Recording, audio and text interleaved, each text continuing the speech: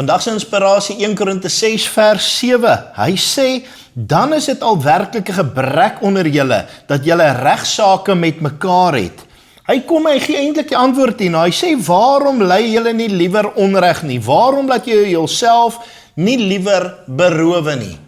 Is 'n groot boodskap hierdie. En baie mense gaan hulle dalk nou wip vir my of nie, kies te opblaas. Ek wil hê jy moet mooi dink, is nie ek wat sê nie, is die woord van die Here. Partykeer het ons vlees so sterk geraak, my eie ek het so groot geraak, dat ek voel, my trots is aangedoen, my menswees is aangedoen as hierdie ou my indoen, ek sal hom wys, ek gaan hom hier geregkap. Weet jy wat? Laat hom by Jesus se voete. Nee, Here slaan hom nie, moet jy dit doen nie. Sê, Here, verander sy hart. Here, verander my hart. Op die einde van die dag, dit gaan nie oor wat ek win op aarde nie, dit gaan oor wat ek kan win in die hemel.